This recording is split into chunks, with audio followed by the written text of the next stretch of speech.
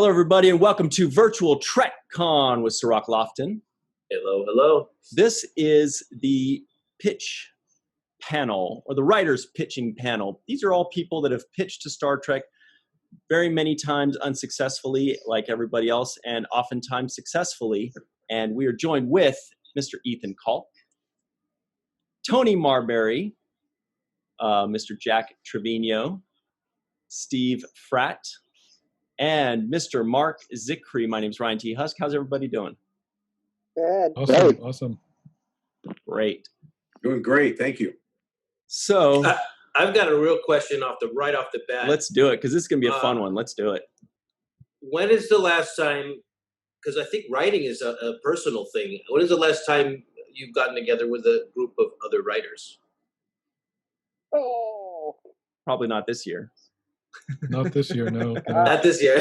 Well, definitely not this year. So, but I'm glad that you guys are together, and we can really benefit from the experience that all of you have. I mean, you've written some of our favorite episodes, and I've worked alongside some of you, and it's just been, it's a pleasure to have you guys here and talk about the pitch and writing.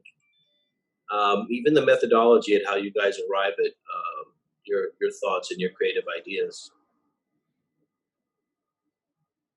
So let's start off going around the table. Looks like we missed Mr. Marc Zicree. He's also known as Mr. Sci-Fi, so he kind of just goes in and out of time. He's in and out. But maybe you guys can introduce yourselves very quickly and tell us your favorite Star Trek series. We'll start with Mr. Jack Trevino. How you doing? Favorite Star Trek series has to be the original. Everything else came after that. So, the thing about the original series is you can sit down and watch them over and over and over again, and they never grow old. Mm. So the topics were always controversial and current, even in today's world. So for me, it's the TOS. What about you, Ethan Calk? I think it kind of varies depending on the episode, because there's some episodes in all the series that I go, oh, and then there's some that are just awesome, and you go, oh wow, I love this, and I want to watch more Voyager, I want to watch more Enterprise. I probably though Deep Space Nine, because I have that small, tiny connection with it. Mm-hmm. Steve Fratt, do you have a favorite?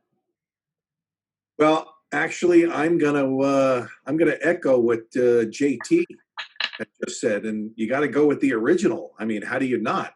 But I will say that a close second for me is Star Trek Voyager. Mm. That was I like all the characters so much. I think Janeway was the best captain out of all the Star Trek series. Wow. Love the Doctor, and just absolutely love a lot of the stories. So, yeah. Toni, do you have a favorite? I do. Well, I grew up with the original. I remember watching it. I was very young. I think I'm going to have to go with Deep Space Nine, and not because I, actually sold with Jack, but because I always wondered, well, what happened to those people, after they, went on their merry way. And I like Deep Space Nine because a lot of those consequences of previous episodes you got to see. So I'll have to go with Deep Space Nine for that reason. Awesome. And Jack, you and Toni are writing partners, is that right? We were, yeah, for a while. I've actually written with all these guys except for Marc Zicree. No way. And you, Jack, the two story ideas that you sold, were those with Toni? Yes. Great. And those were, if I remember correctly, Little Green Men, which is a huge fan favorite, Little Green Men, and Indiscretion. Yeah. And Ethan, if I remember correctly, and by remembering correctly, I mean I just glanced at my notes, you also had a couple picked up by Deep Space Nine, Visionary and Children of Time. You came and joined us already. to review one of those already. Now, Mr. Steve Fratt, you said you'd never actually sold one, but you pitched like 100 times to 4 different Star Trek series. Is that right? Okay, everybody. So you have to be doing something right for that to happen. The stories I could tell you about why I pitched so many times, unbelievable. I mean, I was telling Jack recently I should write a book about this because the experiences were just so diverse and so all over the place. But yeah, you're looking at the person who pitched the most to Star Trek without ever selling a story. That's the distinction that I have. Although the caveat to that is that Jack and I achieved credits on a Star Trek episode, Star Trek Continues. So I saw that you actually were credited as to writing the first episode of Star Trek Continues, right? Pilgrim of Eternity, yes. That's a great one. So great idea. Apollo coming back, whatever it was, 50 years later. So what's that like? I mean, pitching and then not getting it and then coming back and pitching some more. Cirroc, I can't. It's first of all, the fact that they kept inviting me back in and of itself is mind-boggling because usually if you don't, you probably know this, if you don't sell something after a couple of pitches, they usually say goodbye. But for whatever reason, they kept asking me to come back, and I went back, and each time I was shut down, I decided to just get back up, pull the bootstraps back up, and go for it again. There were moments where I almost said, no, I'm not doing this anymore. Kept hammering away at it. So came very close, Jack and I, very, very close to selling an episode to Enterprise in their final season. Jack, why don't you elaborate on that for a moment? Well, that's when they tried to embrace the connection with original Star Trek. Mm-hmm. And we pitched a story that dealt with the probe Tanru before it collided with Nomad. And the Enterprise and Archer encounter this probe, and it was a Hoshi story. It was all about communications, and Andre Bormanis liked it a lot. And in fact, he wanted to write the script. And we were like, "Hey, Steve, wow. we got it." And then I read an article that UPN was cutting from 26 to 22 episodes, and I said, "Uh-oh, there goes our episode." You were episode number 23, man. Yeah. And that's what happened. We got cut. Wow. But we were that close to having our names on an Enterprise episode. Wow. Toni or Ethan, either of you have any times where you thought for sure you sold one, or you thought this one had a really good chance and it just didn't quite happen for whatever reason? I know with me and Jack, we pitched one with Molly, something up with Molly, right.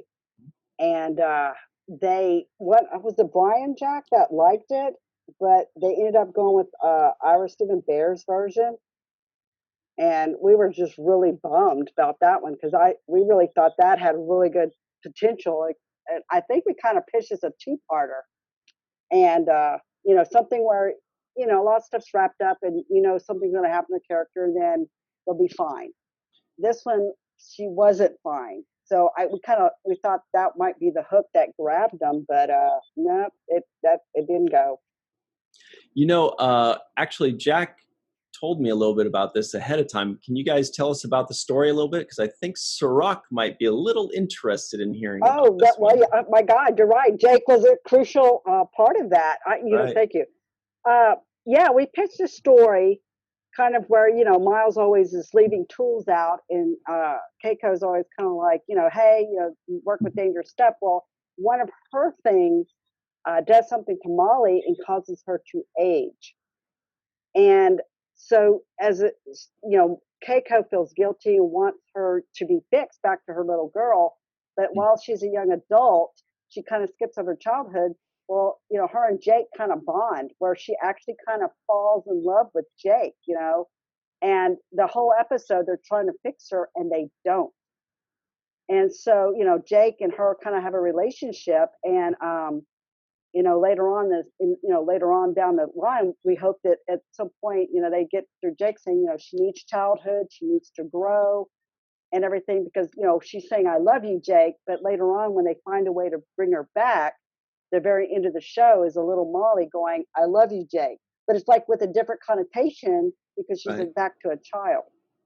And I just really thought that was really a cool one for, his character and Molly, and just kind of the surprising thing of, oh, wow, they didn't fix that in an hour, that kind of thing.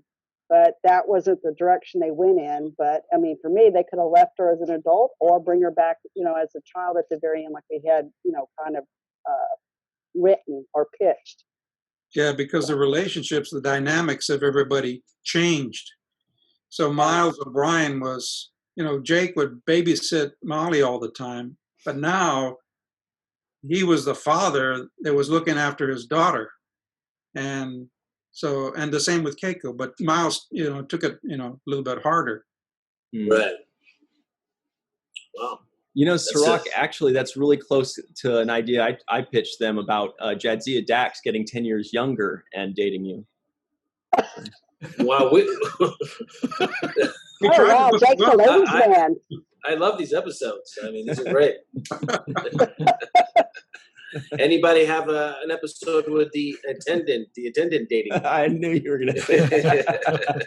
I just had to throw that out there. No, that's pretty remarkable. Actually, I like hearing these stories because some of these stories, even though they didn't get made, you can almost picture them in your head, and it's like totally. You know what I mean? It's like a missing puzzle piece to something that you didn't even know about. And I really like hearing these kinds of different ideas that didn't make it. Yeah, and Jake and Molly were going to go on a date, and Miles was kind of like stalking them. Yeah. What's he doing with her? Yeah. Take it easy. Just take it easy. She's an adult. No, she's not. She's my baby. Yeah. She's my little girl. Oh, wow. That's a great episode.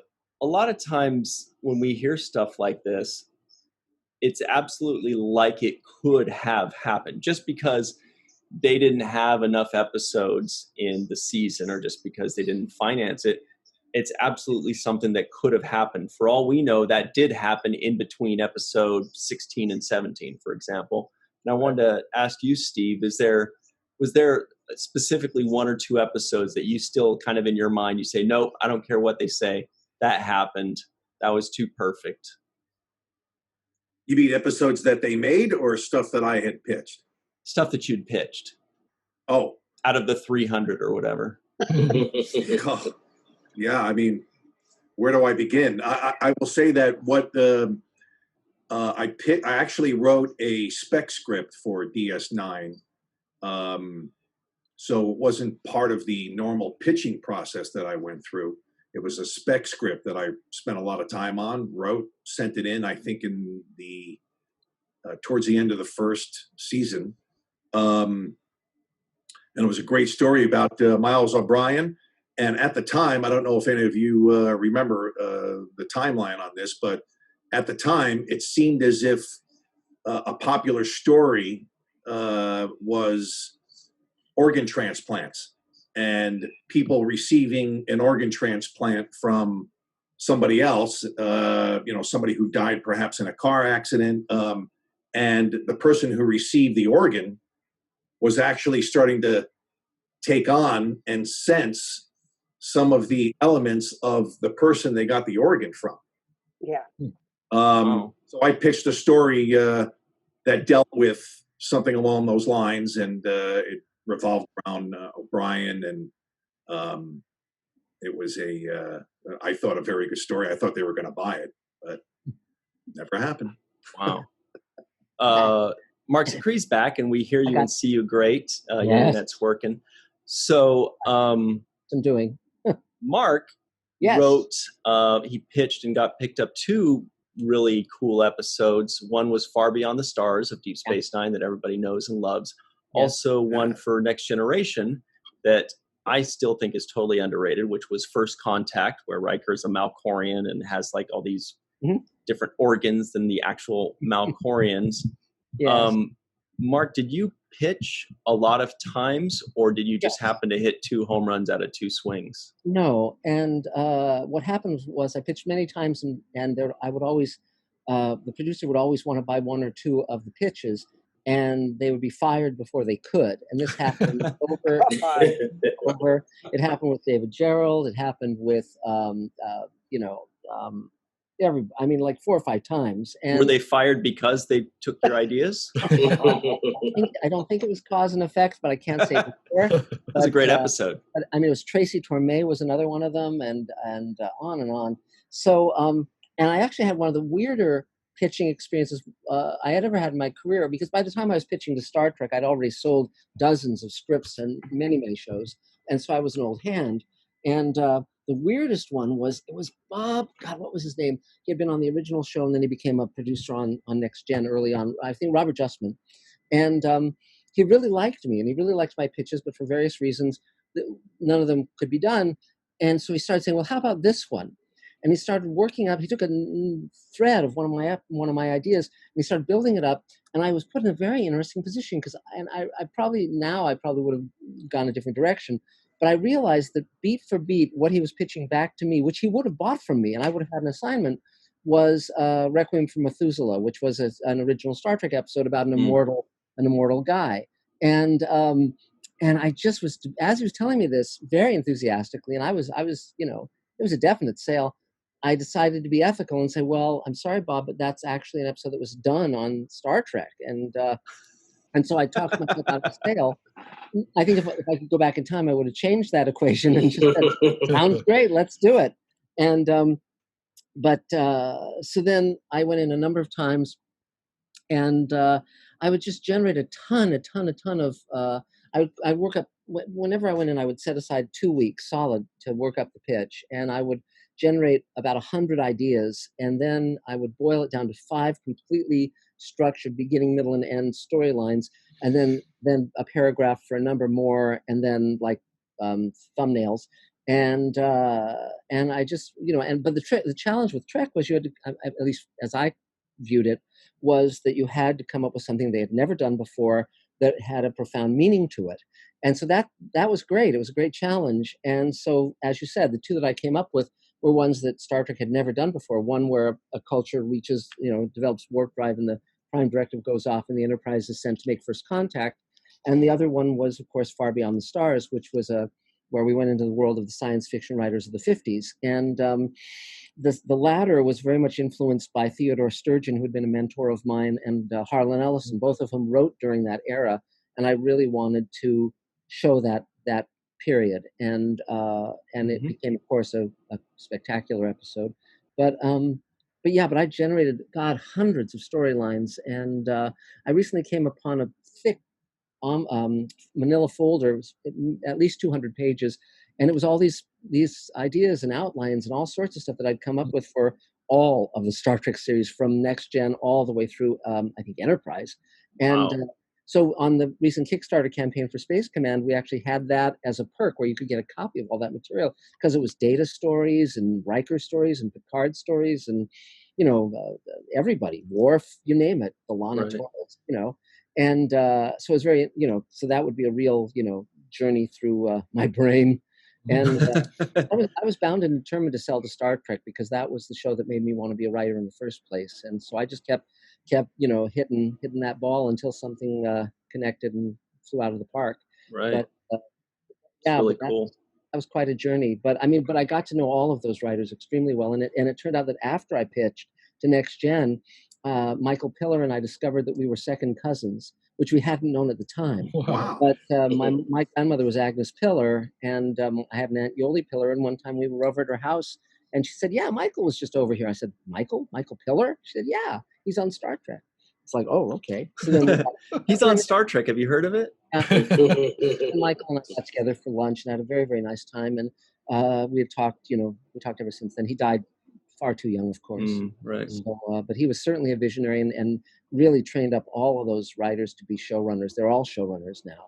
And Right. that was because Mark, you mentioned something about preparation and how you took 100 ideas, turned it down to 5 stories, and then you had bullet points and paragraphs. And I wanted to ask everybody else if about their preparation and like how much time did you have to prepare for a pitch? I mean, did you know 2 weeks in advance? Did you get the calls, the day before? Like, how was that like? Yeah. Ethan? Jack? Oh, Jack. Yeah. Steve? Tony? No, go ahead, Jack. Yeah, go, Jack. Me first? Well, Toni had the contacts over there because she and her previous writing partner had sold a concept that they used in a Next Generation episode called The Next Phase, where Geordi was out of phase and Ensign Rowe, they thought they were dead. They that was a fun one. So she was in the system, but she said that we would pitch on Thursday afternoons at 5. I'm sorry, at 7, excuse me. It was 5 o'clock in LA time. And she had an extension, phone, and we would just get on the phone and they would call and they'd introduce themselves and then they'd say, what do you got? Well, you got 30 minutes. And they would tell us, 3, no more than 5 ideas. And they'd always say, you have to have a beginning, a middle, and an end. Mm-hmm. Yes. And so we got a number of different writers, but one time she said, she covered the phone and she said, it's Michael Piller. You take it. No, you take it. But he was good. I mean, we pitched a story and he would be, that reminds me of an Outer Limits or Twilight Zone season 3, episode 21. And damn, he was right. That's where I had gotten the idea from. But I wanted to expand on it, but he was good. But he was really cool because he said, you got any more? Keep going. And I think one time we pitched like 12 stories to him. Oh yeah, we had a lot, but we had, you whittled it down to your best 5. But if they were like, you got anything else? We had something in the chute ready to go if they wanted to hear it. Mm-hmm. Well, it was interesting when I pitched First Contact. The way that worked was they had me in the day before Thanksgiving at 5 p.m. And I went in and it was Michael Piller's office and he was there behind his big desk and everyone on the writing staff was there, every single writer. So it was Ron Moore, everybody, Brandon Braga, and nobody wanted to be there. It was 5 o'clock the day before Thanksgiving. Everyone wanted to be gone. And I for some reason, they were all sitting and I was standing. They were sitting on a couple of sofas. And I mean, literally, it must have been like 15 guys. And so I just started pitching. I was standing in the middle of them like a gladiator in the arena. And it was fascinating because I started pitching and they liked what I was pitching, but for various reasons they couldn't use anything. And so they said, keep going, like with you. And I just kept going, and they just said, keep going. And at one point, Ira Bear said, God, this guy's an idea machine. We should lock him in the room and just have him slide paper out.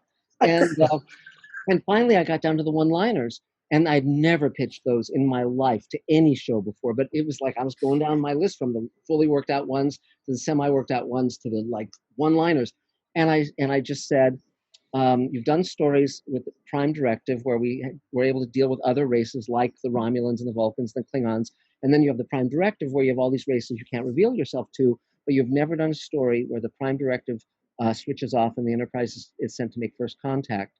And everybody's eyes lit up. And we started talking about it. We all agreed that basically it would be day the Earth stood still, except that the flying saucer that lands on the White House lawn is, the Enterprise, basically, not landing, of course, but it was the idea that our guys would be the aliens and this race would be like, modern day us. And so they said, I think you've got a sale. We have to clear it by, the studio, but yeah. And so in my memory, it was the next day they called and said, we're buying it. But I think it must have been after the Thanksgiving weekend. And but either way, we were off and running. And the moment I said that, I knew that it was a sale simply because it was so different from anything they'd ever done. It's so challenging to come up with something that works within the Star Trek mythology, but opens it up, widens it. And of course, as they did more and more series, you had to be conversant with every episode they'd done and even what they had in development. And so we're talking about hundreds, if not thousands of stories. And then when I sold DS9, hang on a second, when I sold DS9, Far Beyond the Stars, that was a completely different experience because I pitched it to Hans Beimler, who'd been my boss on another show called Beyond Reality, where I was executive story editor. He and Ricky Manning were my bosses. And I pitched it to Hans, and he really, really liked it. And it took him a year to convince Ira Bear to buy it. And so by then I was a producer on Sliders. So I was sitting in my office at Universal, and the phone rang, and Hans said, "I've got good news for you. We're buying Far Beyond the Stars." And I said, "Oh, great timing, Hans," because I was writing 2 episodes of Sliders back to back. Yeah. And the only time I could even meet with the writing staff was during my lunch hour, I drove over the hill to Nicodell's, which was a restaurant next to Paramount. And it was the entire writing staff. It was everybody. Ron Moore and I think Brian Fuller was there at that point, and everybody. And we just batted out the story beats there at lunch. And then that weekend I wrote the outline. Interesting side note is, because I wanted to get the details right and I knew a lot about that period, I actually, while I was writing the outline, I called Harlan Ellison. And of course, he was incredibly embittered against Star Trek, but we were friends. And I just asked him a whole bunch of questions. And particularly one question I asked him was, I said, were there any black writers writing under white pseudonyms in science fiction at that time? And he said, not in science fiction, he said, but there was a writer named Frank Yerby, who was a mainstream writer, who was a black guy, but no one knew it. He was writing as a white guy. You never saw his photo on the books that he wrote. And I thought, yeah, but I found it very gracious of Harlan to be so forthcoming with information and so willing to let me ask him questions when he really, really, really hated Star Trek because of the experience he'd had with City on the Edge of Forever. And then, of course, the other postscript to that is I then did, World Enough in Time for Star Trek New Voyages and got to do the ultimate Sulu story. And again, that was an unexpected treat and a great joy. Right. Now, we almost forgot, but you, Ethan and Steve are not off the hook yet because I still want to hear the answers to the question that Cirroc had. And it's funny that Cirroc turned it to the panel because when Marc first mentioned his preparation and all that, I actually wanted to ask you, Cirroc, directly that same question. But first, we'll get it from Ethan and then Steve. What do you do to prepare? Did you start with 100, whittle it down? Do you have just a bunch of scribbled notes? I was not quite the idea factory that the other guys here are. I mean, I would have maybe 10 instead of 100. That I would just, again, whittle down to maybe 5 really good ones. And my first pitch, I had it really, really detailed.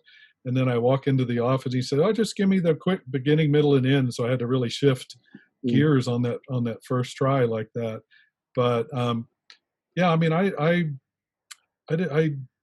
wasn't as proficient, or that's not the right word, but I didn't have as many ideas as you guys had, but I guess 2 of them were good enough. So, great. Yep. Sounds like it was more about detail than quantity. Yeah, it could be. That was the first pitch. After that, I kind of figured out, okay, now I know what they want, and so it was a little easier to prepare. But I think we would schedule maybe a week or 2 in advance when they would do that, and so you would again. It was the Thursday at 7 here in Texas, and so we would be able to have a couple of weeks to get ready and figure it out. And then, of course, the nerves start just before, an hour before. And you're trembling until that phone rings. And then once the phone rings and they answer, okay, now I'm okay. Right. What about you, Steve? You had an enormous amount of ideas over the course of like 15 years. Great question, Ryan. I think it was Cirroc's question technically, but thank you. You deserve credit, Ryan. Thank you. Re-asking the question. Let's divvy up credits. Yes.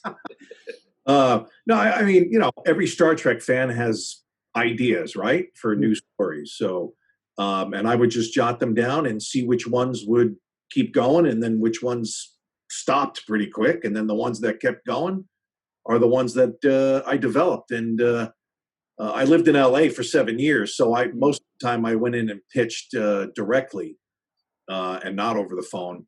I have some unbelievable stories from those experiences going in and pitching directly to so many different people. And not to change subjects and to edit this real quick, but I want to piggyback on something Mark said and Jack about Michael Piller. Michael Piller was what Star Trek was all about, and what I wish Hollywood and Star Trek was still like. That was the type of guy that enjoyed bringing in freelance writers and freelance ideas. And if you had a great idea, boom, he was gonna compensate you for it and maybe let you develop it, or he'd develop it. But he was very, very open to outside people and not just keeping everything in house, which it seems like that's where Hollywood is at now. Yes. Well, he had made his bones. He wrote a spec, Simon and Simon, and that got read and bought and brought him into television. And so when he came aboard Star Trek: The Next Generation, he had an open door policy where they would read spec Star Trek scripts. There was no other show on the air that was doing that. When I was on Sliders, Universal specifically said to us, we are not allowed to read spec Slider scripts because of the liabilities. And it was interesting because when I did First Contact, like a day or two after it aired, one of the assistants in the Star Trek office called me, and they said, "Were you ever a judge on a Writer's Digest screenwriting contest?" And I said, "No." And I said, "Why?" And he said, "Well, there's someone who's claiming that you ripped off their script, and who submitted it to Writer's Digest." And I said, well, but then, and this is, I think, when Next Gen was on and DS9 was on, and they were prepping Voyager, and I said to the assistant, I said, how many of all the Star Trek episodes get plagiarism suits? And he said, all of them. Every single episode was sued. And so that was the danger, of course. And but Michael Piller allowed that possibility, and Ron Moore came in that way. Many of the writers who became major writers on Star Trek and great showrunners came in over the transom that way. And Ron Moore told me that he worked to get an opportunity to go on set when Next Gen was up and running. And he said, I wasn't going to go on that set without a script under my arm, a Star Trek script. And that's what got him, read and on staff. And so, yes, it was unlike any other show at the time. And now, of course, they don't even have freelance pitches anymore. They just hire 24 writers, decide that half of them can't write the show, and they just sit out their turn, writing their spec pilots and screenplays while the other half is actually writing the show. It's a very bad system and wasteful of money, wasteful of time. And it doesn't allow fresh talent to come in. Whereas when I was in TV, back in the day, we'd have freelancers come in every single day for pitches. And that was a great opportunity to give people a shot, a chance, So, yeah. Hollywood used to be a big creative think tank, whereas now it's more of a structured business. Yeah, it's an echo chamber. It's like a closed environment where they're just really not open to. I haven't heard of any shows that are taking open script ideas or pitches or anything at all. No, not. Cirroc, as far as I know, for sure, you've pitched at least 2 Star Trek ideas. One was you pitched a Deep Space Nine episode, and another one was you pitched an animated series, right? Did you ever have any other ideas, or was it just it started with 2 and ended with 2 and you were done with it? Yeah, I pitched my ideas and I created my ideas for very selfish reasons. So let me first identify that. The first idea I had, which was, I was trying to get Michael Jordan on Star Trek as the big Michael Jordan fan. So I actually reverse engineered. I worked backwards from there. How do I get Michael Jordan on Star Trek? And that's when I wrote a script, to kind of get that accomplished. And I had a chance to pitch that idea for Ira and the writers, which was very nerve-wracking, like just to kind of, agree with what you're saying about the nerves kind of kicking in. These are guys that I've had seen already. At that point, we'd worked alongside each other for 4 or 5 years at that point. But the nerves kicked in when it was a completely different thing that I was doing. It wasn't the acting. This is now I'm going to the writing, and I have to be kind of respected as a writer. And I was nervous about how the pitch would go. I did way too much preparation because I actually wrote the script. I wrote the whole thing. Took me, I would say 2-3 weeks to just write everything out. And it was unexpected. So they had no idea I was coming. I just called one day and said, hey, I got this script I finished. And would you guys, give me a chance to pitch it? So that was my experience.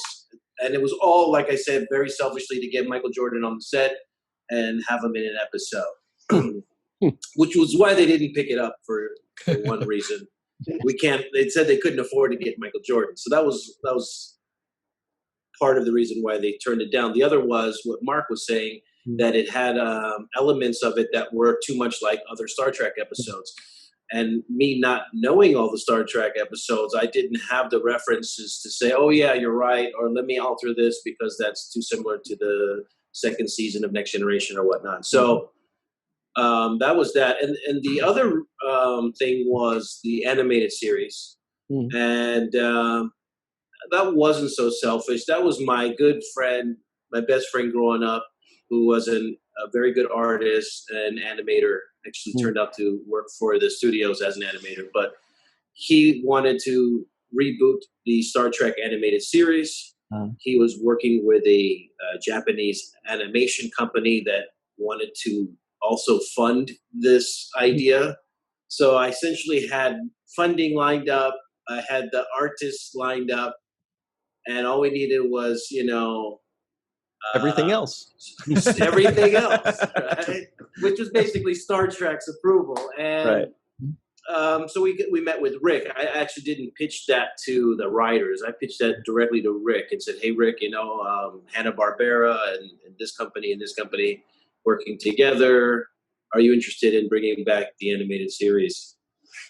And it would have been the actual academy. So it was Star Trek, the Academy. It was about them being in the Academy. Who was it? Like, what characters was it?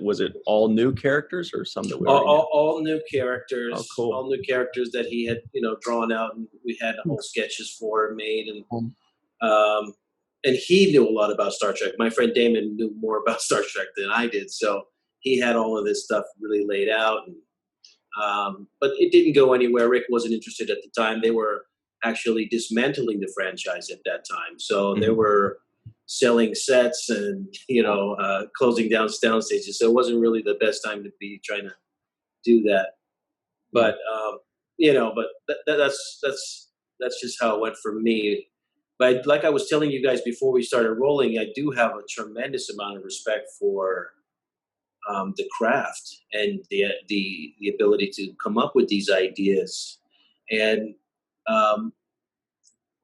when you make these kinds of ideas, are you really interested about telling some kind of other message? Because sometimes we get those things, like, for example, in Far Beyond the Stars with racism.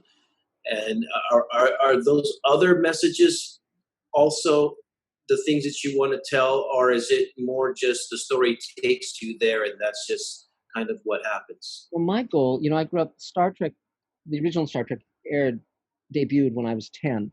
And so it really, I was like a bonsai tree that it bent me into the shape I've been in ever since. It's like, and so it had a huge formative influence on me. And I loved City on the Edge of Forever. There are many episodes I loved. Amok Time, the Ted Sturgeon one. Ted became a very good friend and mentor. But my goal wasn't just to sell the Star Trek. My goal was to do one of the great episodes of Star Trek, to come up with something that would be able to stand alongside City on the Edge of Forever. And so to be able to do both Far Beyond the Stars and then do World Enough in Time with George and with Christina Moses, who's now on A Million Little Things on ABC. It was just and Yeoman Rand. I got to have Grace Lee Whitney in it, and Majel Barrett played the computer voice, which I think was the last thing she did as an actress, and she died not long after. These are great honors. To be able to take something, the challenge of Star Trek, as I saw it, was to take something profoundly truthful from your own life and put it through the lens of Star Trek, so you can move and change and inspire millions of people around the world. And the fact that World Enough in Time got nominated for the Hugo and the Nebula, which are the two big awards in science fiction was very meaningful to me. And so I love Star Trek, and I saw the transformative power that it could have in the world. So for me, it was a very great honor and a huge responsibility, but one I welcomed. So yeah, that's how I viewed it. What about you, Toni? I look at some of the stories we came up with, and I mean, for me, I'm not sure any of ours had any, message or anything like that. I think ours were just taking characters we liked and, highlighting them and having fun with them, because I have to say, like, especially the Little Green Men, I wasn't a fan of Ferengis at all. I was just like, why? But what changed is Quark. I mean, Armin Shimmer. I mean, his Quark and Rom and Nog. I mean, they became like my favorite characters. Yeah. And I think at least for me, I'm not sure with Jack, but I just like taking some of those characters and doing things with them. And I don't know. That's what I liked. I don't know. Jack, help me. Jack? Well, yeah, we. I usually tried to put in some kind of more morality play or message or something, and Toni would be like, "Do we have to have it? I mean, do we have to have it?" And I said, "No, we don't have to, but let's put it in there anyway. If they don't like it, they can take it out." Yeah. So sometimes, like Little Green Men, I don't think there was a morality play in there, except other than don't be greedy. Yes.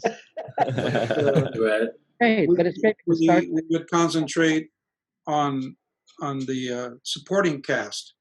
Try to come up with stories for them, because everybody would pitch a Cisco story or a Janeway story or a Picard story. We tried to, focus in on the characters, and then those characters would come in and interact with the main characters. Yeah. So we paired up Gul Dukat with Kira Nerys. And then we had the Ferengi guys, an episode, which was specifically, about them.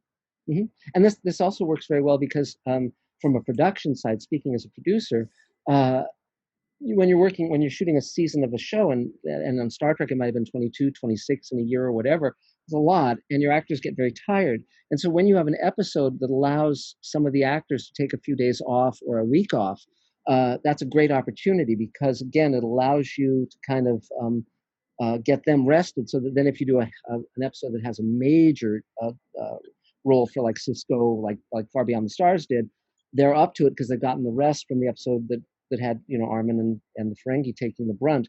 It's funny because the characters on Star Trek are so juicy, and I remember when I first saw Armin on the DS9 pilot, my friend Les Landau was a director on the show, and I said, I want to meet that guy. And so he took me onto the DS9 set, and there was Armin in what he called the full Ferengi drag with the head and everything. And I just said, you're great. I said, I'm a producer, and I'm going to hire you. And later I did hire him on a number of shows, and he said, you're the only producer who ever made that promise and kept it. Oh, wow. Cool. Real quick, one thing Mark said was the Ferengi were very brunt, and I just thought that was a pretty cool. For you Star Trek nerds out there, there is a Ferengi called Brunt, played by Jeff Combs. So I thought that was cool. And as Cirroc knows, when Avery Brooks would get a little bit of free time, or like an episode that really wasn't about him, he wouldn't take a week off. He would direct that episode. Right? That's when he would come in and actually direct. But Steve, same question to you that Cirroc posed. I just such a big Star Trek fan my whole life, since I was 5, 6 years old. The idea of having my name permanently associated with Star Trek, that's really where my motivation came from. I wasn't trying to come up with any one particular type of story. I wasn't really trying to tell stories about me or anything, with my life. Just wanted to come up with something unique that, as Mark had mentioned earlier, that they hadn't heard before. Yeah. But that's the fun part, because Star Trek allowed such a variety of stories, from like Trouble with Tribbles to See on the Edge of Forever, when with the original show, that it's that variety that makes the show fun, because you can have the Roswell show, or the heavier ones or whatever, the inner light. It has such a range. The universe of Star Trek allows such an enormous variety of stories. That's one of the things that makes it great. And I think Michael Piller realized that by having in, like a few hundred freelancers a year, because they were taking pitches every single day, in the afternoons, that allowed an enormous amount of new ideas to come in. And that's really because a writing staff can get very stale, and they've told all their stories. But when a freelancer comes in, there's always that possibility that they'll come up with something that you never would have come up with. And that's why they really were grateful to all of us who came in from the outside in that way, because it enriched the show and made it better. Right. Of course. What about you, Ethan? I don't know that I set out to do anything like that, although, and it was, most of the time it was like, whoa, hey, what if this happens? But I think in the development of that, like Children of Time, they go back and meet their descendants. Well, then what do they do with them? That's where the issues come in, and how they deal with it, and should they save themselves, or should they sacrifice themselves to save the colony, things like that. Right. Once you get that spark, then you start developing the story, and I think all that starts to come out. Yeah. I got to admit, though, when Steve was giving his answer, I was like, that would have been my answer too. Like, I just want to see my name. I just want to see my name under Star Trek, and I'll be happy. Yeah. But here's the question I've been really sitting on for this entire panel. This is what I've been wanting to ask you guys weeks ago when we first were going to do this thing. And we'll start with Mr. Jack Trevino. Mm-hmm. What is, in your opinion, your favorite or best idea or pitch that did not get picked up? Or two, if you can't narrow it down to one. Well, we did have that Jake and Molly story. Mm-hmm. We really liked that, and we thought the dynamics of all the characters were going to be turned topsy-turvy. And apparently they had someone in-house that had already pitched a similar story, and I think they wound up doing that episode. But in that version, Molly was a wild child, and so it was a good story, but it was just different from ours. But we thought ours obviously would have been better. And we sold a third story called Quorum, which was a courtroom, jury room story, and in it, every character, a secret had to be revealed, because in the episode, Garrick was going to convince everybody that a character, or not a character, that a person was guilty, and he knew that he wasn't. He knew he was innocent, but for whatever reason, he had to convince everybody that this guy was guilty. So during the course of the episode, something is revealed about the character. Wow, that's really cool. They bought the story, and I think because we saw little bits and pieces of it, that kernels that they took and developed into other stories. I think like, or the battle to be strong. I think, is that the one where Jake was kind of why he was a writer? He thought he was a coward, and so we called them up and we said, "Hey, we're seeing some of these ideas," and they went, "Yeah, we paid you for it. We can do whatever you want with it." And we were like, "Well, that's right." That's right. So they owned that story, and they owned all the ideas. So they just took it and developed episodes out of that. Oh, wow.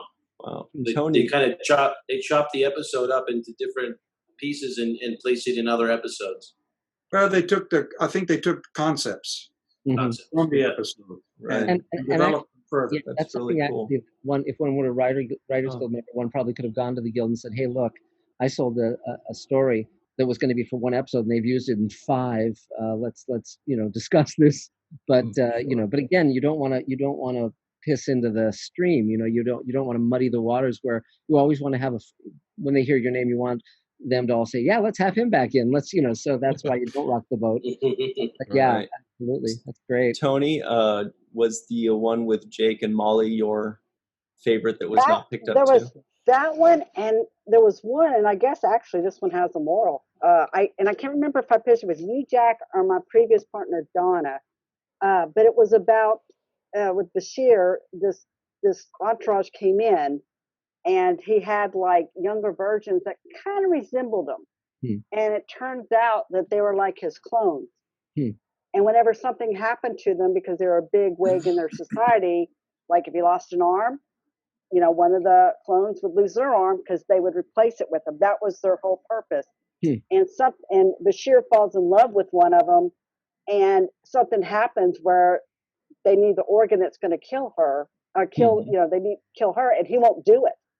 And they're like, you know, we can't judge that society. That's how they are. You know, we're ordering you to do it. He won't do it, and then she ends up doing something and kills herself.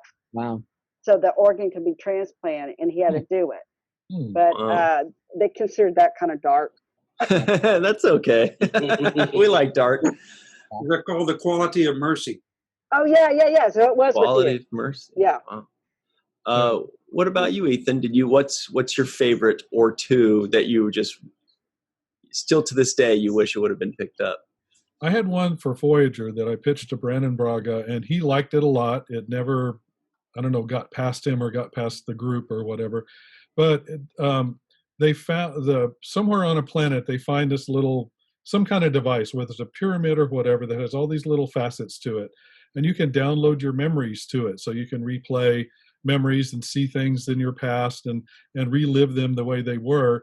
And then people started, you know, seeing bad memories and started, ooh, I don't like that. I want to forget that. So they would get rid of that facet, but then it also erased it from their own mind. And everybody started becoming a worse person, not a better person, but their personality, they were just worse. And the whole deal was, you know, your bad experiences make you as much as your good experiences do. And so then they all start trying to retrieve the little facets and put themselves back together. So that was kind of my favorite that almost made it, but not quite. That's really cool. Who were the leads in that episode? I'm trying to remember. It sort of affected everybody. There was, of course, one person, maybe I think it was Neelix, that decided, you know, he didn't want anything to do with it. So he was the only sane one of the group that kind of figured out what was going on and kind of got everything back together. Wow. Neelix saved the day, huh? Underrepresented. Yeah. Yeah, Ethan, I think you gave me my excuse for Judgment Day. I'm going to say all the bad things I did made me a better person. Can I? See? Yeah. Can I get a pass? Yeah. That's funny. What about you, Steve? Well, Cirroc, you'll probably be able to identify with this. Nice. We all agree how incredible of an actor Andrew Robinson is. Absolutely. So I pitched a Garak story to Ron Moore, DS9, of course. And the basic gist of the story was that Garak was on the promenade, and he sees this guy drinking something, sitting at one of the tables. And it was somebody that he assassinated some years earlier, who was a member of the Obsidian Order. And they ended up hunting each other down in the bowels of the space station, areas where we had never been before on Deep Space Nine. And that was another one of those that came so close to selling. So close. How did that resolve itself? That definitely sounds like one where everybody that's watching this is like leaning in a little closer. Yeah, who the heck remembers how it resolved? If you don't buy it, you don't get the end. Yeah. Wow. But Andrew Robinson, I thought I really wanted to see an episode that was really zoomed in on him and some spooky, the whole, my mindset the whole time was, how can I make this story like really spooky? And his character, obviously very conducive for doing something like that. I was gonna say that one time Toni and I pitched this idea where the Voyager crew goes to this planet, and when they get there, everybody's dressed like Janeway or Tuvok or Neelix. Well, there weren't too many Neelixes. But the whole planet they were all dressed up like the Voyager. They had been picking up their transmissions. The whole society was was Voyager. And it was a play on the conventions Yes. where everybody dresses up. And I can't remember who it was, but she told us, no, we cannot make fun of Star Trek fans. They would not accept that. I think that's a great idea, actually. Well, about a year later, Galaxy Quest came out. Yes. And the Star Trek fans loved it. Yeah. Whoops. And I think we talked to him and said, hey, remember, never mind, don't worry about it. Well, and Tony's idea sounded a lot like The Island. Mm-hmm. Oh yeah. What was The Island? Which one was that? The clone movie. The movie Jude Law and oh God, Jude was Law, it? right? Scarlett Johansson. Yeah, Scarlett Johansson. Yeah. Interesting. Yeah. Okay. Yeah. Mark, did you have a favorite that was not picked up? Yeah. I mean, it's funny because as I mentioned, there was that folder of 200 ideas, and I'll have to read it someday. I can't remember all that stuff, but I'll tell you my two favorite unmade Star Trek stories because I co-wrote with Michael Reeves World Enough in Time, the Sulu episode, and the way that came about was in the 70s they were going to bring Star Trek back as a TV series called Star Trek Phase 2, and they got the entire cast of Shatner, DeForest Kelley, everybody except for Nimoy because he was involved in a lawsuit over merchandising. So they cast a different actor to play a Vulcan. But Michael Reeves went in at that time, and he pitched the Sulu story, which we ultimately ended doing on Star Trek New Voyages. But he also pitched a great Dr. McCoy story, which was, McCoy's a widower, and his wife died decades ago. And it turns out that unbeknownst to him, she was cloned, and a woman's grown up, and she's a scientist who's been assigned to the Enterprise to do a research project. And so McCoy has to work with her. And she, of course, has no memory or identity as his wife. And yet here is his wife again alive. And it was a really interesting story. Cool. And that never got made. And then the other story, it was really interesting because when Star Trek New Voyages was up and running, the fan franchise, and then, of course, Star Trek Continues came into existence. I was at some event with Richard Matheson and George Clayton Johnson, both of whom wrote for the original Star Trek. And Matheson said to me, it's funny, last night I had a dream, and I dreamed a Star Trek episode, and it was called The Death of Kirk. And I said, well, did you write it down? And he said, no, because, there's nowhere to sell it. And I thought, oh, Jesus, if he'd written it down, Star Trek New Voyages would have loved to have done it.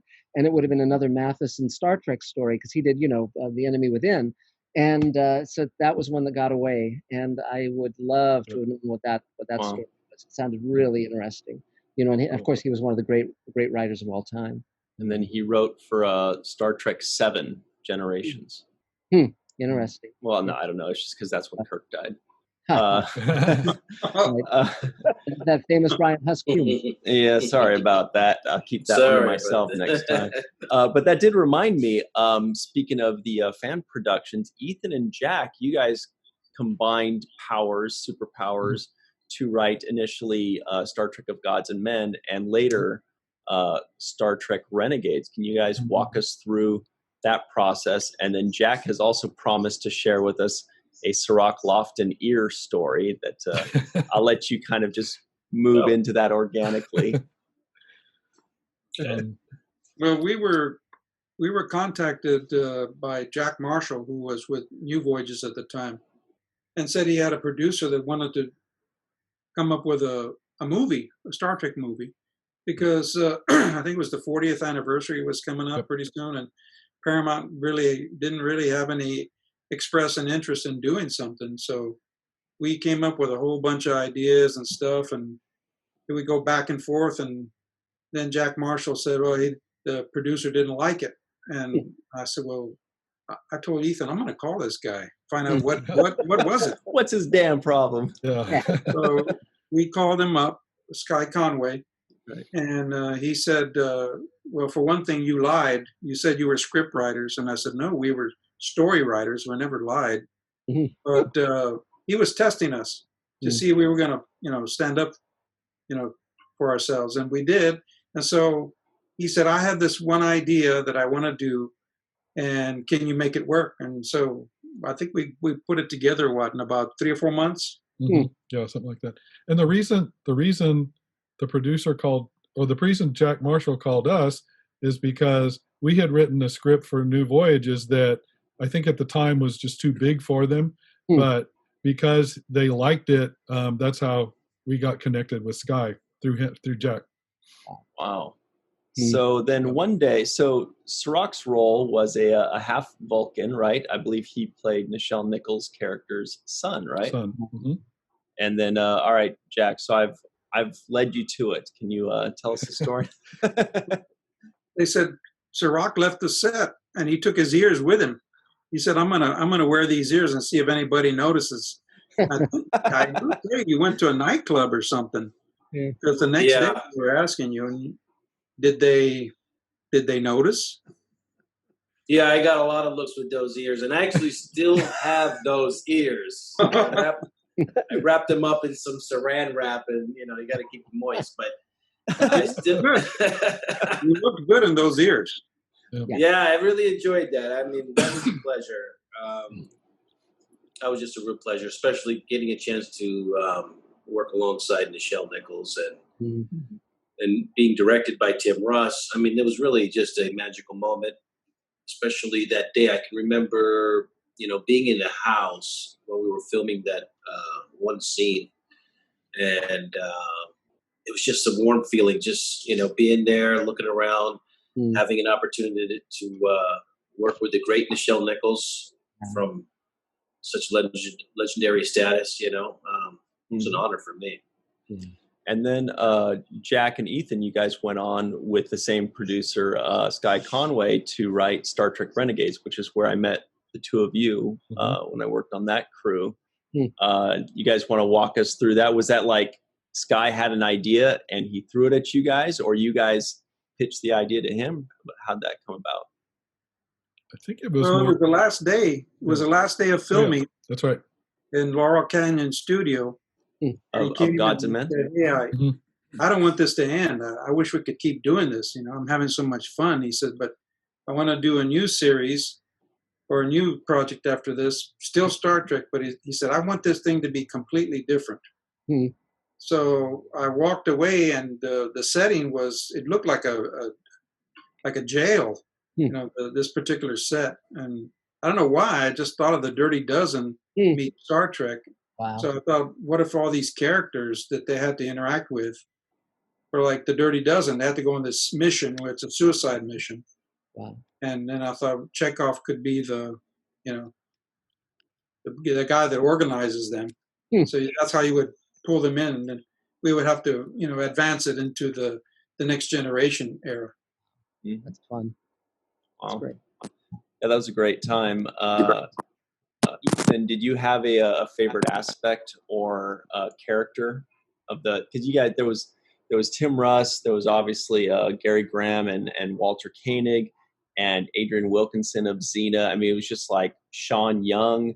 There was Robert Picardo, Edward Furlong. I mean, it just kind of went on forever. Grant Imahara and Herb Jefferson. Anyway, I could just keep going. Did you have a favorite? I don't know. It's we had all these roles, and part of it was trying to raise money to shoot it, and who could we get that will generate Kickstarter money for us? What if we get so and so? Okay, now how do we write a part for that person? Where do we bring that character in? So a little bit of it was like that. We had the Nausicaan at the very beginning. I kind of like that character, although we killed him immediately. Right. And I don't know. It's really hard. It's really hard. Gary Graham, his character, but I think that's a little because he's just such a fun guy to be around, and so it's just enjoyed the time with him, and maybe the character and he kind of blended a little bit. It seems like Gary Graham's character Ragnar was the only character you guys invented that wasn't already in the Star Trek series that went on from Of Gods and Men over to Star Trek Renegades. He was the only one. Right, from the one to the other. Yes. Sky told us, look, I want Ragnar in it. So okay.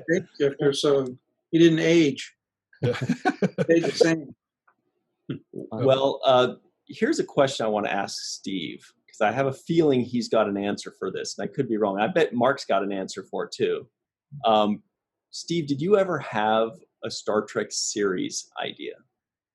Like not just for like an episode, but just an idea for an actual series that you always thought would be a great one? No, not that I can remember.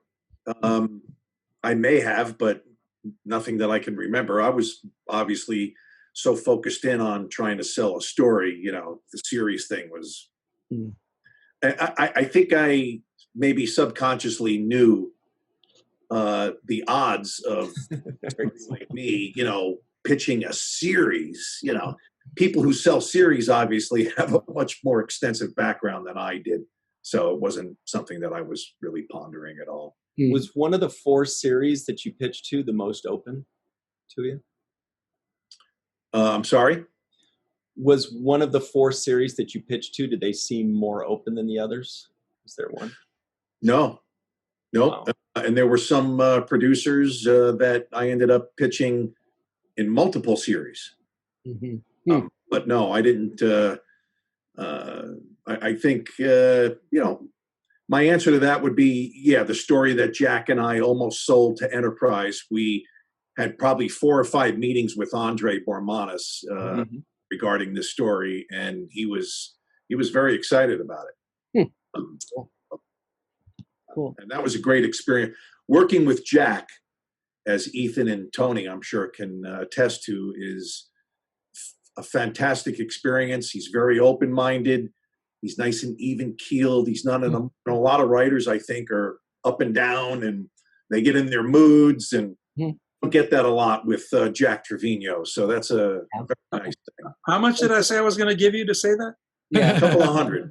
Okay. Couple of 250, I think it was. Okay. Most writers, it just depends on when the medication kicks in, But to answer your question, Ryan, actually, when we did World Enough in Time for Star Trek New Voyages, that was essentially, we viewed that as a pilot for Captain Sulu series, because if ever there was a show that should have been made, it was that one.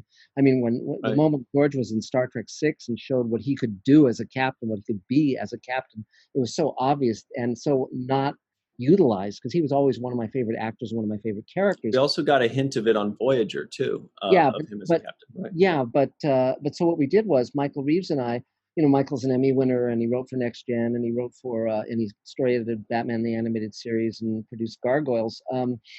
We worked up a 2-hour pilot and a series Bible for Captain Sulu series, and I went in and pitched it to CBS, and it was very interesting because at the meeting it was very friendly. The executive was really nice. It was very clear to me that he had the meeting because he was just kind of interested in what I would do with that show.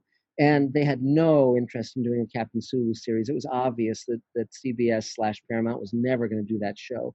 And but it was really fun to play in those fields. And then when I came up with Space Command, the idea was to come up with something that would have that same quality of a hopeful future and be inspiring, like Star Trek had inspired me. And the fans have given me, it's closing in on $2 million now, and that allowed me to open a studio and roll camera. And one thing that we've been kind of talking about, but I think we really again have to reiterate, is these actors from Star Trek are so wonderful, and you included, Cirroc. But I mean, to be able to work with Nichelle Nichols or George Takei, your heroes, these are your heroes, or Armin Shimmerman or Ethan Phillips or Doug Jones, for God's sake, he's in Space Command too. You know that, Ryan.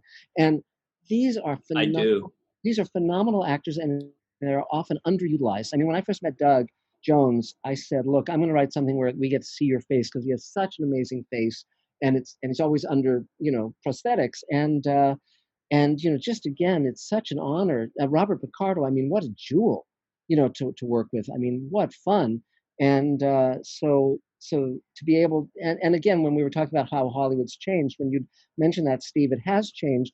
And so I just decided to completely skip the studio and network, the hamster wheel, and just go directly to my audience. And that's worked extremely well. I have my own YouTube channel, and millions of people around the world have been watching, what I've been coming up with. And now I'm going to be creating 6 new shows, and off we go with that. So it's, it's pretty cool. It's really fun. I love the You new. need any writers? Start pitching. Start throwing ideas. Tony's sitting on 3 ideas right now. Not yet, but down the line there's the possibility. So definitely keep in touch. And Cool. you know, because I love working with other writers, and I love working with talented actors. And one of the shows I'm creating is with Rockne O'Bannon, who of course created Farscape, Defiance, and Alien. Yeah, I love Farscape. Yeah, and he and I have known each other since the Twilight Zone. When they rebooted Twilight Zone, I wrote for that show, and he story edited it. And we've been wanting to create a show together ever since. And so now we are, and that's Very really cool. fun. Well, I think, Cirroc, we can't hear you. Look out. Cirroc, we can't hear you. There we go. Hello. What did you say, Cirroc? Yeah. No, I was just pitching my Michael Jordan script to Mark. Sorry, we can't hear you anymore. I don't know what happened. Hello, is anyone there? Okay. Well, if I was going to react as a TV producer, I'd say, well, could it be hockey instead? Yeah, sure. Let me ask if Michael Jordan plays hockey. I'll find out. So I think we're just about out of time here, guys, but this has been really cool. It's a lot of fun. I feel like, I know Cirroc feels the same way with this, but I feel like we could ask each one of you like so many questions. Like, what's it like to meet Rick Berman? Or like, how nervous were you and how did you get through your nerves? So we might have to do this again sometime, because there are still people that want to learn how to pitch. Yes. And I'm sure you guys can give all different kinds of advice, whether you pitched 100 times or whether you just nailed a couple. I mean, there's a lot of advice to be given. So rather than leaving right now, how about in 2 minutes, everybody give us like 20-second piece of advice for anybody that does want to pitch, if that's okay, now that I've talked myself into it. What do you think, Jack? Well, you mentioned Rick Berman. We asked if we could see Rick Berman, and it was like asking to see the Wizard of Oz. Nobody got to see the wizard. Yeah. He's But behind the curtain. And advice, just keep at it. Don't let anybody dissuade you. You have a good idea, and it'll come out. Just keep pitching. Yep. What about you, Toni? Same thing. I mean, you just, my thing is you got to try. That's the biggest thing I got out of this is, even the submitting your original spec script, you're going against thousands of people, and a lot of people were kind of doubting it ever get seen, but they're never going to see it if you don't even submit it. Yes. So my thing is just try, and because what is it? I always tell my kids, you can't score if you don't shoot. Nice. Yep. Steve? First off, Ryan, kudos to you. I think you did a great job hosting this here tonight. Thanks. What about Cirroc? He was pretty good too, right? No, I think Ryan did a great job. Good job, Steve. Kudos to Cirroc as well. Yes. Thank you, Steve. I think it's important that if you want to be a story person and maybe pitch, just make sure that you write everything down. I find people think that they can remember everything. It's not as easy as you might think it is to recall stuff. So you get an idea, don't waste any time, write it down. And from a guy who pitched for 10 years, almost 10 years, and didn't sell and just kept getting back up and doing it again, just be persistent. That's the key. Be persistent. Very quickly, writing it down, every single person nodded when you said that, because that's like what all right. I mean, you've got to write it down. And I've got a friend, Mr. Michael Kenyon Rosenberg, shout out to him, who's running our second stage, the Rene Aubergenois stage for Virtual Trek Con. And that was like his biggest thing. Anytime you say anything, he just goes, write it down. Like almost like, stop telling me, just hurry up and write it down before you forget it. And while we're giving shout outs, I have to do this because we mentioned Star Trek Renegades, and Rico E. Anderson will be very angry if I don't say also starring Rico E. Anderson. Okay. Anyway, those of you that know him. The contract thing. It is. It's an intimidation thing. What about you, Ethan? Just keep writing. You get, the more you write, the better you get. I look back at stuff I wrote years and years ago, and I went, oh God, what is that?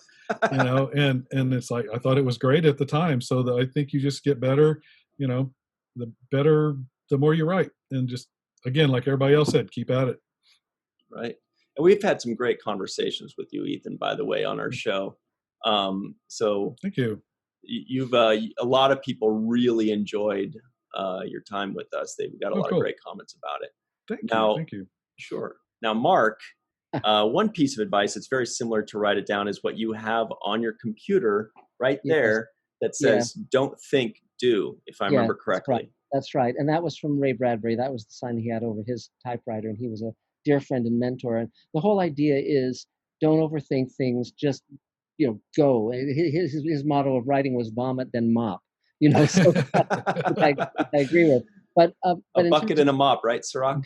Yeah. The lyrics to a song. Never mind. Yeah.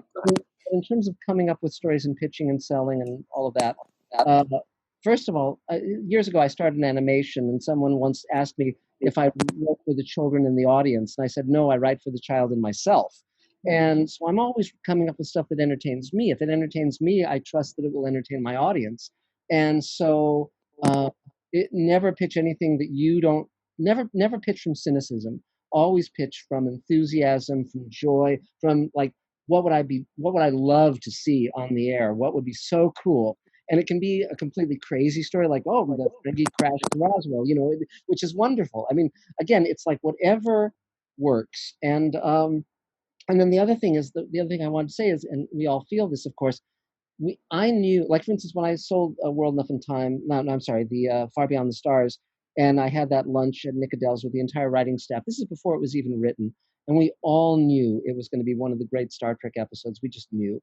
And to know, to be part of Star Trek, to have something that is so enriched and entertained all of us on the receiving end, and then to be able to have, as you said, to have your name on it and have people watching it. Here we are, how many years later, how many decades later, and still people are loving it. Still people are being moved by it. Still people are laughing at the jokes and being entertained. I mean, when they screened Far Beyond the Stars at the Star Trek convention 2 years ago, it was astonishing how it was even more current and relevant in now than even when it was made. And I'm very proud of the work I did for that show. I'm really glad I got the opportunity. Right. Cirroc and I mention that all the time. When we're watching Deep Space Nine, it's just more relevant today even than when it was shot and initially aired. Cirroc, any last words for us?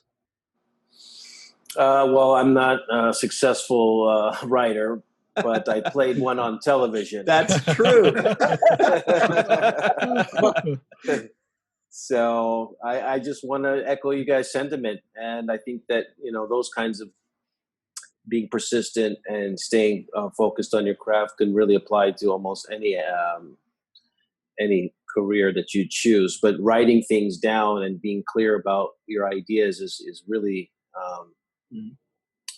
helpful when you're going in under the stress and scrutiny of people that also do this for a living and are looking to be under the time of a clock. So you have management of clock and time, and you want to make sure your ideas are as clear and concise as possible. That would be my only advice. That's awesome. Great.